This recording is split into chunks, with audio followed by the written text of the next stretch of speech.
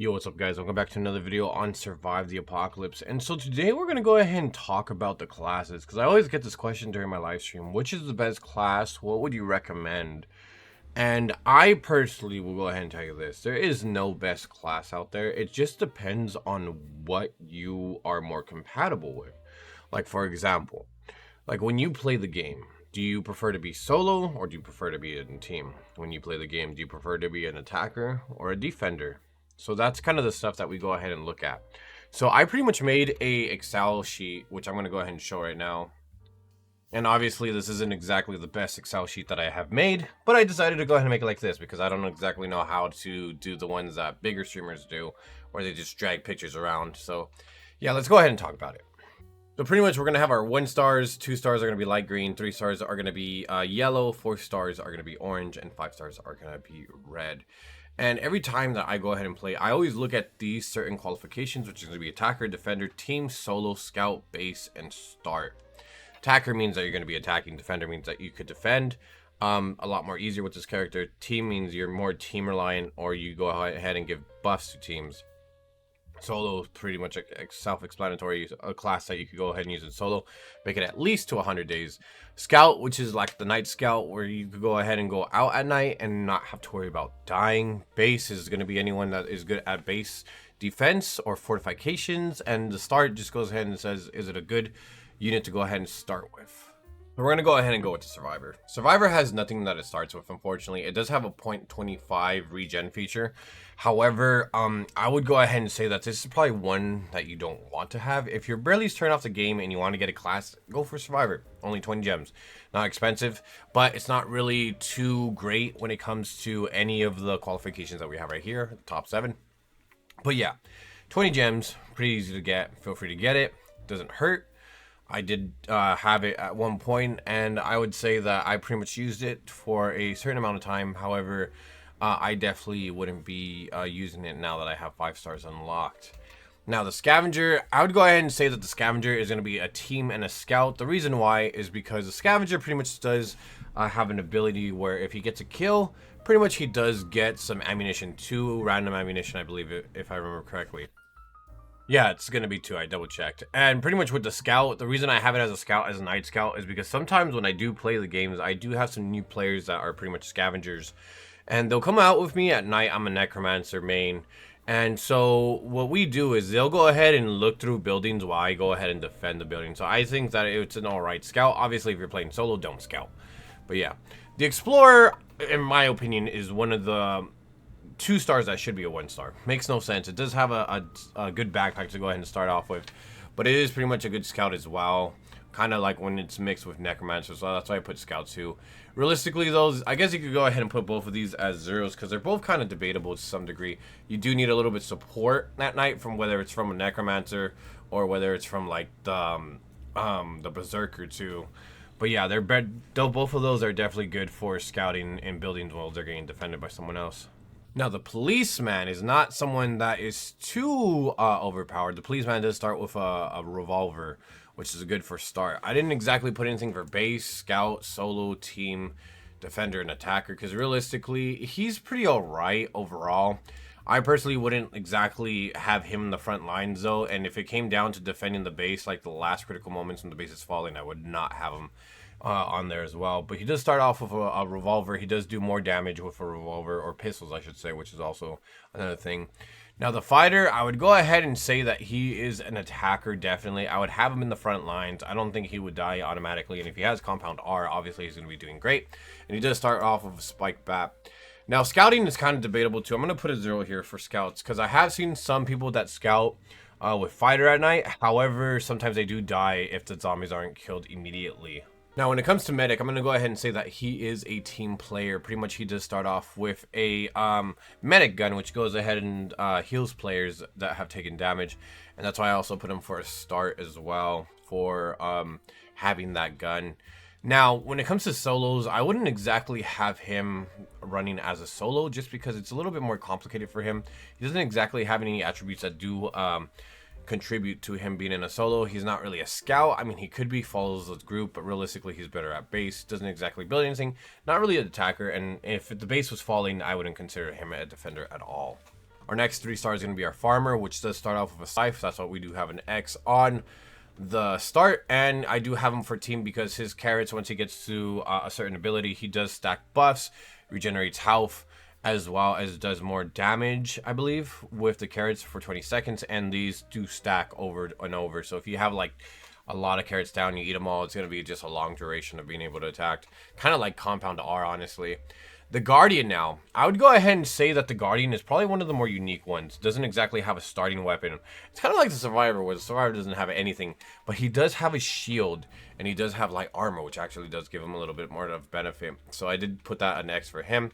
Now, when it comes to team play, I would say he's great for going ahead and getting zombies off of the base. So pretty much his taunt ability will allow him to get zombies off the fence to go ahead and follow him, giving his teammates enough time to go ahead and just shoot anything that's at the range of him getting followed by the zombies, as well as the turrets. And he's especially, I think, would be okay for solo.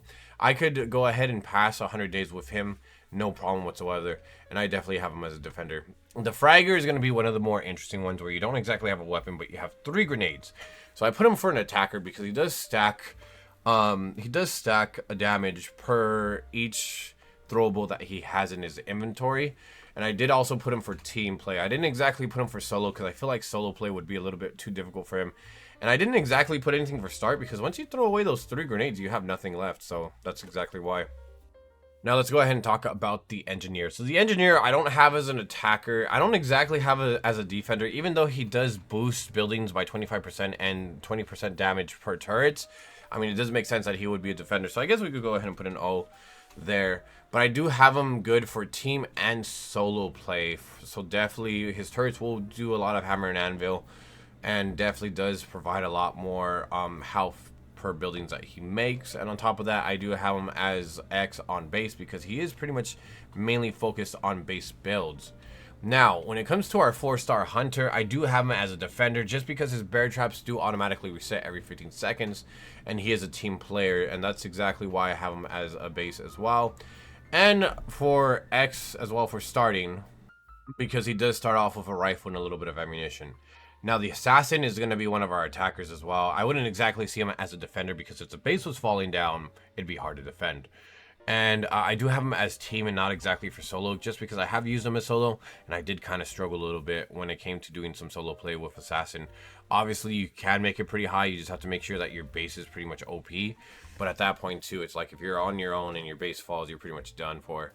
I do also have him as a night scout, where he can scout at night. His ability, where zombies don't exactly detect him right off the bat, if he's in a group, usually the zombies will follow the other members before they follow him due to his ability of not being able to be seen for, like, I think it's like 30%, if I remember correctly. And his start, he does have a rifle, and I believe he has like 3 silencers, if I remember correctly.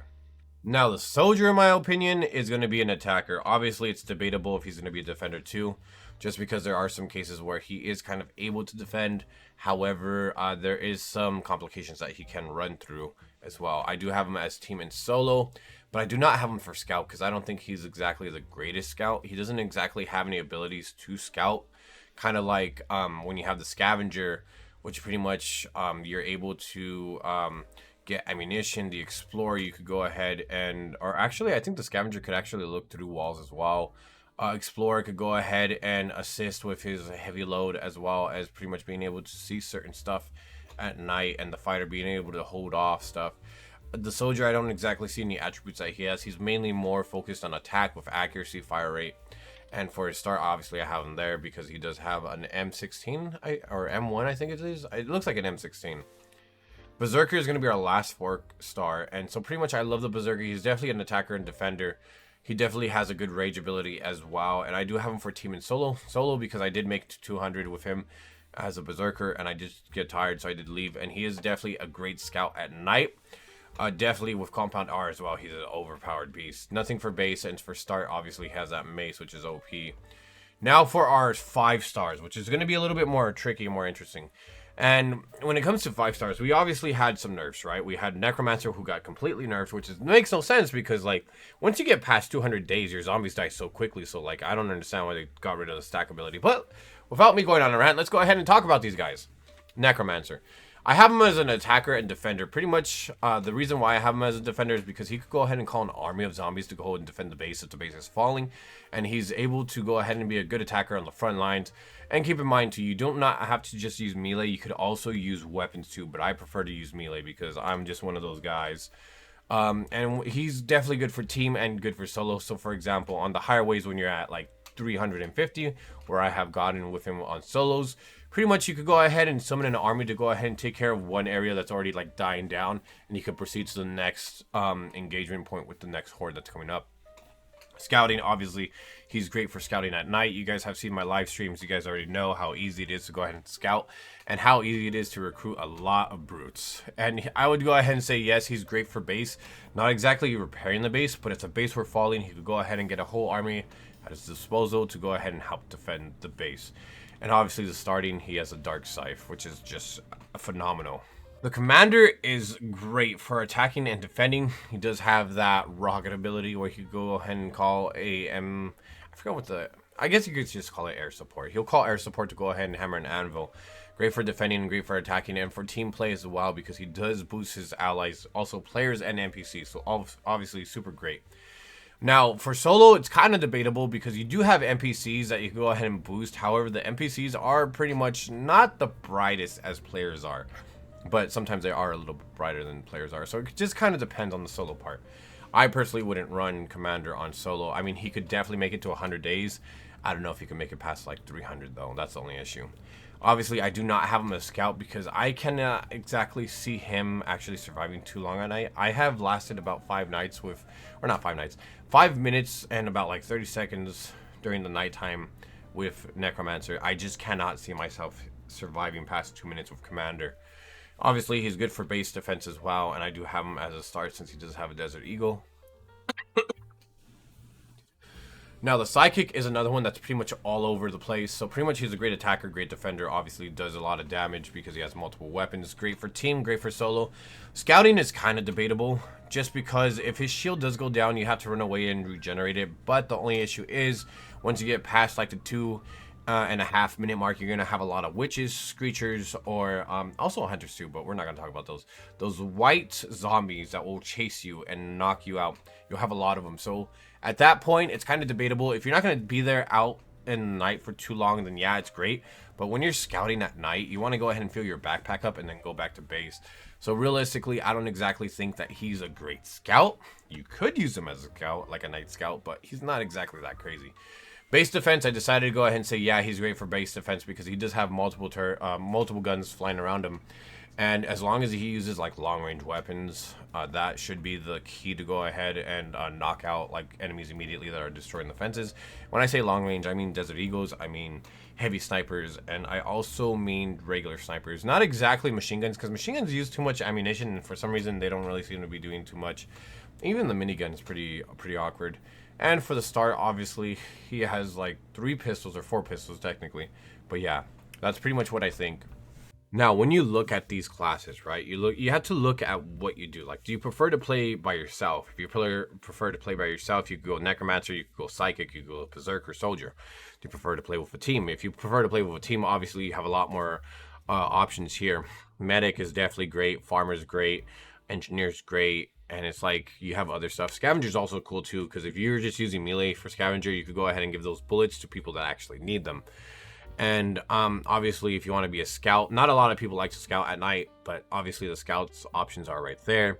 Base defense, obviously your main ones are going to be the engineer as well as the hunter. Those are going to be the main ones. And definitely your attacker and defenders, you could just kind of look at that. But yeah, overall, there's no best class out there. There's no class that's going to make you overpowered. There's only classes that could go ahead and fit your attributes, fit your gameplay style, fit how you go ahead and contribute to the game when you're playing. So yeah, definitely just check out this list if you want. Obviously, it's not as great as other content creators because I don't exactly know how to make those pictures and drag them from S tier, A tier, B tier, and all that. But definitely, I would just say, like, overall, it's not what I believe is the best for you. It's what your attributes contribute into the game that makes whatever class it could be, great for you. Because obviously I could go ahead and tell you that Necromancer is the best because I love to use him. Even though he got nerfs, I still use him. But he might not be a good fit for you. So obviously just check out this list.